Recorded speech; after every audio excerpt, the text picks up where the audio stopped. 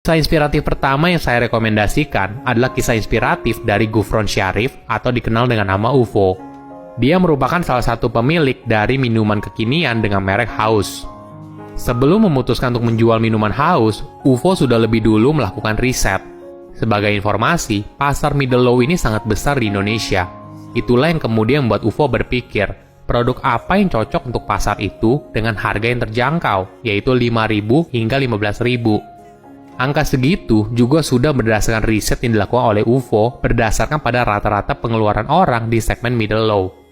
Akhirnya, UFO memutuskan untuk mengembangkan minuman kekinian bermerek Haus yang menawarkan segala jenis produk yang berbahan dasar teh atau kopi yang sedang tren di pasar dengan menyasar segmen kelas C. Varian rasa yang ditawarkan juga sangat beragam, mulai dari Thai tea, green tea, black Oreo cheese, es kopi susu, dan sebagainya. Hingga akhirnya, Haus berdiri sejak tahun 2018 dan dalam sebulan, Haus mampu menjual 2 juta gelas dengan total omset mencapai 20 miliar. Kisah inspiratif kedua yang saya rekomendasikan adalah soal nasihat Jack Ma kepada anak muda untuk jangan kebanyakan ngeluh dan gampang menyerah. Jack Ma bercerita, 20 tahun yang lalu dia juga suka kesal dengan orang sukses. Jack kesal dengan Bill Gates. Kenapa Bill punya kesempatan untuk sukses sedangkan dia tidak? Setelah akhirnya pikirannya mulai tenang, dia lalu berpikir. Jack kemudian menjelaskan apa yang membedakan orang yang sukses atau tidak. Orang sukses terbiasa memandang masa depan dengan optimis. Mereka tidak pernah mengeluh dan selalu berusaha mencari solusi untuk menyelesaikan masalah.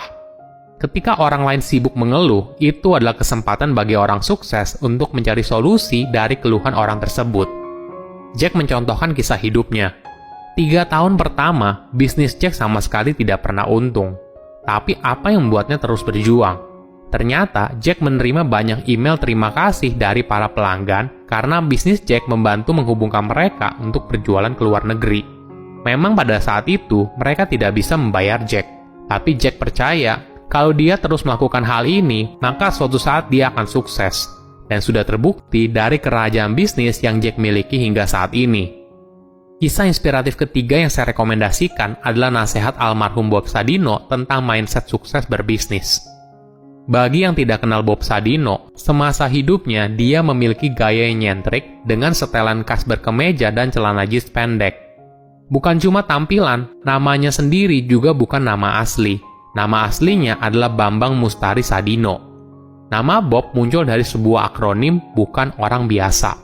Kemudian akhirnya nama itu yang dipakai hingga akhir hayatnya. Walaupun nyentrik, Bob merupakan pengusaha sukses dari usaha agrobisnis dan supermarket, yaitu jaringan supermarket kelas atas bernama Kemchik, perusahaan daging olahan bernama Kemfood, dan perusahaan khusus ekspor sayur mayur bernama Kemfarm. Bob juga pernah berkata, kalau mau kaya, gak usah sekolah. Tentu saja pernyataannya jadi kontroversial, apalagi di kalangan akademisi. Walaupun begitu, tentu saja kalimat itu punya kebijaksanaannya sendiri. Karena pada dasarnya, Bob tidak suka terlalu banyak teori. Yang penting kerjakan, berani, dan biarkan hidup mengalir. Kisah inspiratif keempat yang saya rekomendasikan adalah seorang pengusaha muda bernama Ghazan Aska Ghaffara yang merupakan CEO dan founder dari Zanana Chips. Buat yang belum tahu, Zanana Chips adalah keripik pisang asal Bandung yang sekarang omsetnya sudah miliaran dan diekspor ke berbagai negara. Waktu awal membangun Zanana pada tahun 2012, Ghazan melihat ada celah pasar, kalau ada orang yang mencari keripik pisang.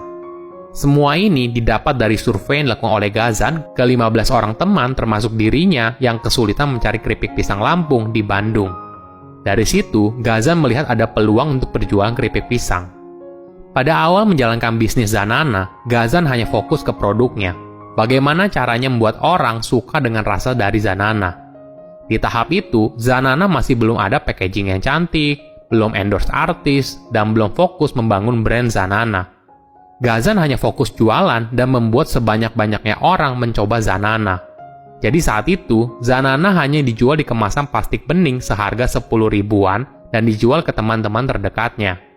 Namun perlahan, Zanana konsisten menjalankan 5 tangga bisnis hingga akhirnya bisa beromset miliaran seperti sekarang.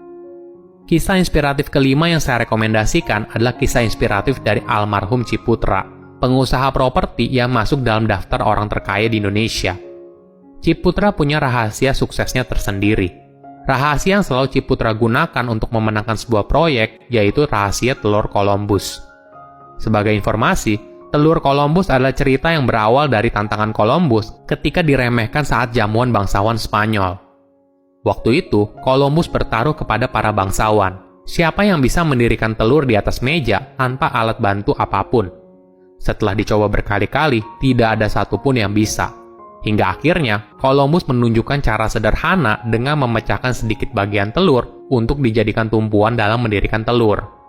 Di kisah ini, kita belajar bahwa kita perlu mempunyai cara berpikir yang inovatif sehingga mampu memberikan solusi yang berbeda dari masalah yang sedang dihadapi. Saat mengikuti tender proyek Senen, Ciputra mempraktekkan rahasia telur Columbus. Ketika developer lain mengajukan konsep pembangunan ruko dan pasar, Ciputra berpikir dengan cara yang berbeda.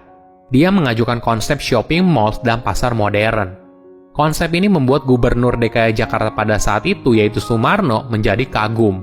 Bahkan mengajak Ciputra untuk mempresentasikan konsepnya langsung ke Presiden Soekarno. Konsep Ciputra lalu diterima oleh Soekarno dan dia dipercayakan untuk membangun proyek Senen. Kisah inspiratif ke-6 yang saya rekomendasikan adalah kisah inspiratif dari Dato Sri Tahir yang merupakan bos Mayapada Group dan salah satu orang terkaya di Indonesia. Bagi Tahir, pengusaha sukses adalah orang yang bisa memberikan kontribusi tidak hanya bagi perusahaannya, tapi juga berpengaruh pada negara dan juga lingkungan. Setiap orang bisa menjadi pengusaha, tapi hanya sedikit yang bisa menjadi pengusaha sukses dan berpengaruh. Tahir memilih untuk tidak menjadi pengusaha yang egois. Bagi Tahir, kesuksesan yang dia miliki sekarang bukanlah segalanya. Yang paling penting, kesuksesan tersebut tidak dirasakan sendiri, tapi juga dirasakan bersama oleh orang lain. Tahir juga punya prinsip, kalau mencari keuntungan boleh saja, tapi mencari kebaikan adalah kewajiban. Prinsip itulah yang membuat Tahir dikenal bukan hanya sebagai konglomerat Indonesia, tapi juga sebagai filantropis. Pengusaha sukses tidak boleh egois dan harus mau berbagi untuk kebaikan bersama, karena kesuksesan itu baru memiliki makna sejati apabila dibagikan. Kisah inspiratif ke-7 yang saya rekomendasikan adalah kisah inspiratif dari Sudamek AWS, Presiden Komisaris dari Garuda Food. Ada salah satu tips kehidupan yang membuat Sudamek bisa seperti sekarang. Tips ini berasal dari ibunya, yaitu orang hidup harus pintar bolak-balik pikiran. Kita harus bisa memaknai sebuah kejadian dengan cara yang berbeda.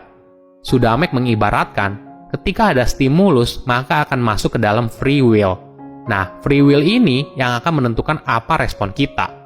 Jangan sampai ketika ada stimulus langsung respon tanpa dicermati dulu apa yang sebaiknya kita lakukan. Banyak orang tidak mengira kalau sebenarnya perjalanan hidup Sudamek sangat keras sekali. Kalau dia tidak bisa bolak-balik pikiran, mungkin dia bisa jadi gila karena tekanan hidup yang cukup berat.